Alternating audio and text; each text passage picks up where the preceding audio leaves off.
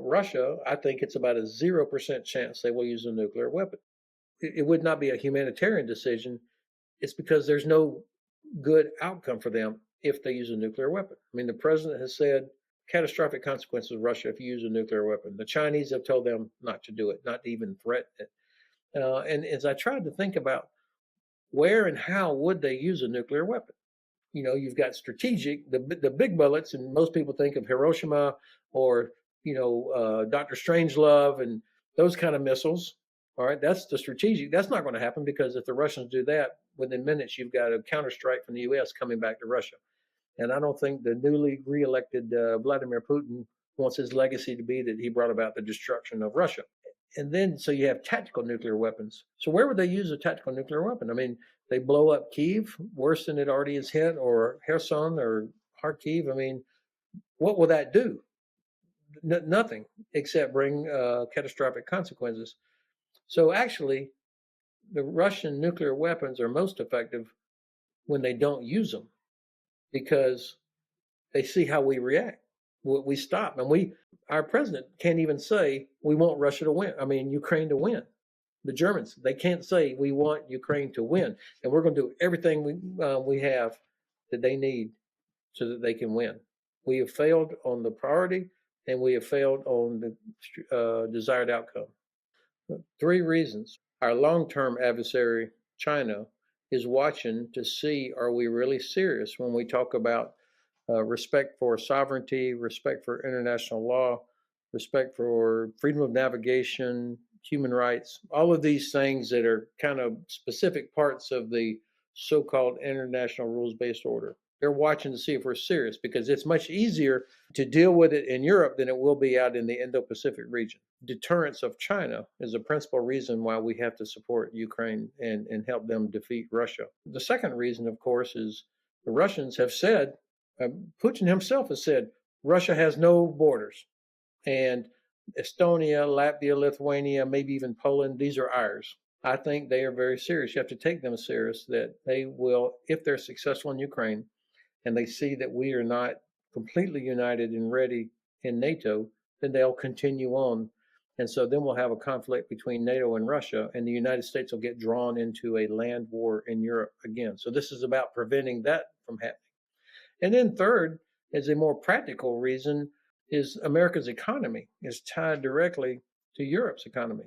And so if Europe is on fire, if there's disruption of energy and food supplies and millions of refugees coming from Ukraine, that affects us. I mean, our grocery prices responded to disruption of Ukrainian grain.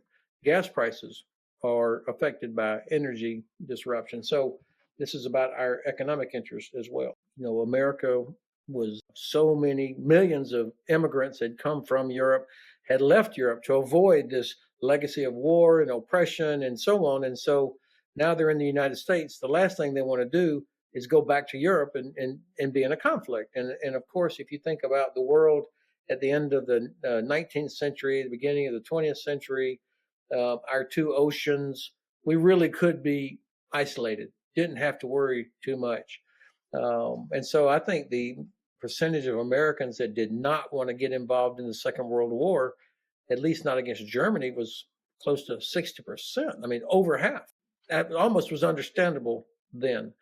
It's not understandable anymore because the world is so small because of the connectivity, the fact that our economy is tied to exports and imports around the world. And, we need stable, secure overseas for American products to be sold. So it's not like we can pull up the drawbridge and hide behind our Atlantic coast and our Pacific coast.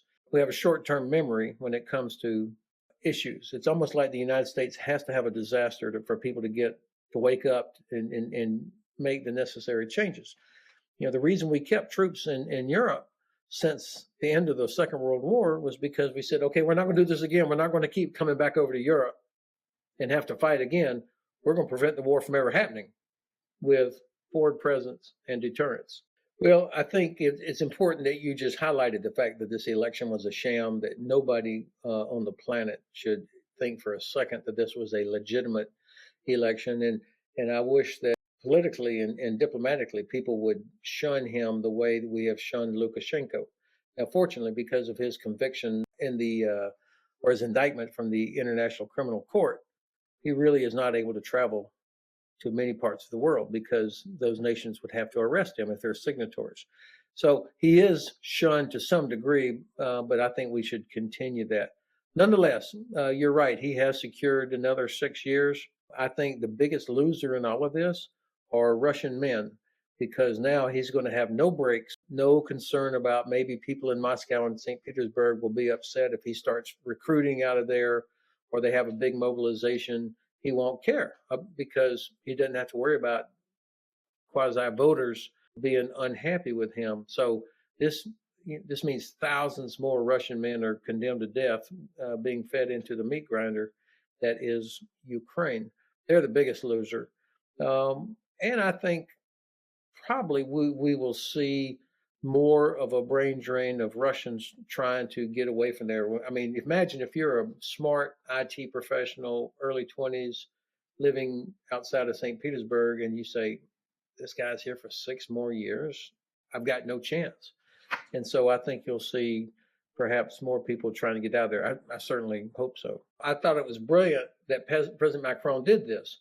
Even if he never intends to send a single French soldier to Ukraine, he has now given the Russians something to worry about. I mean, most of the time, we always worry about what they might do. And now here, President Macron demonstrating strategic art puts them on the back foot, gets them complaining, oh, this will be nuclear war if any NATO soldiers show up in Ukraine. I love it that now the Russians are having to worry about what a Western country might do. And to be fair, President Macron has been consistently hawkish probably over the past year. And he is, by comparison with the German Bundeskanzler and some other European leaders, he is much more forward-leaning. I thought it was a mistake when our president, who's done otherwise a pretty good job when it comes to Ukraine, but when our president said before the large-scale Russian invasion, said no U.S. boots on the ground. Fine. Why would you say that? Why would you communicate to the enemy what you're not going to do? I thought that was a mistake. Now, you're right. I cannot envision any scenario where, barring a deliberate Russian attack against a NATO country, that NATO would send troops into Ukraine.